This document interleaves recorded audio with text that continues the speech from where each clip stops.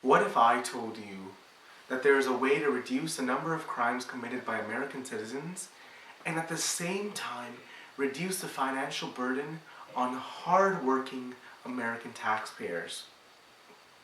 I have no underlying agenda here today.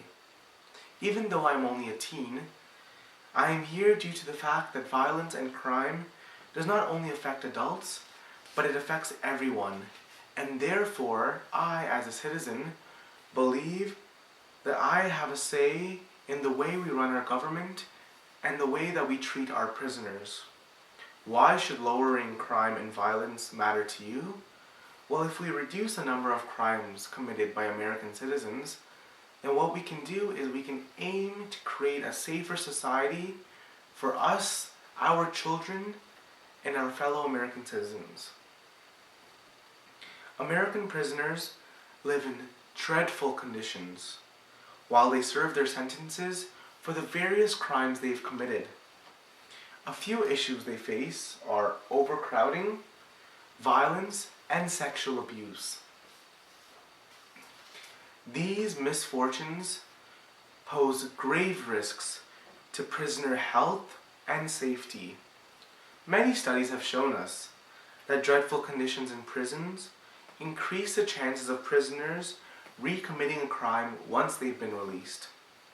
The odds that a prisoner would reoffend in the United States increases 5.6% every year they're incarcerated.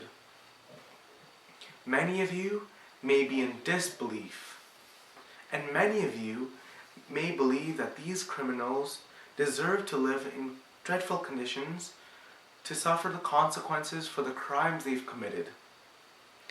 While the purpose of prison is retribution, incapacitation, deterrence, and rehabilitation, dreadful conditions in prisons do the opposite of deterring a criminal from committing another crime, and it does the opposite of rehabilitating them.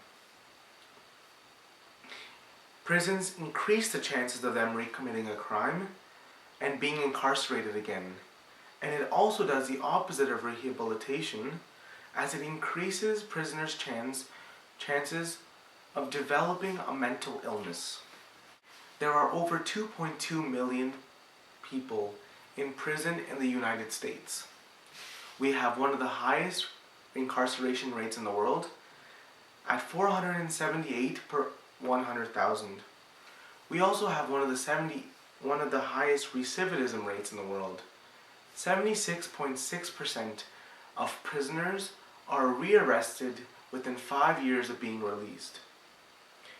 When we look for solutions for high incarceration rates and high recidivism rates, an effective solution would be to look at nations who have succeeded in keeping these rates low.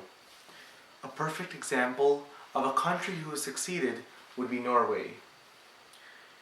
They have a 20% recidivism rate, one of the lowest in the world. They treat their prisoners with the rehab-based approach instead of just a mere punishment. All prisons are driven with the goal of rehabilitating prisoners and successfully reintegrating them into society. They are also driven by the unique import model. The import model means that services are provided to inmates just as they would be given to the general public. These services include health services, education, and access to a library, etc.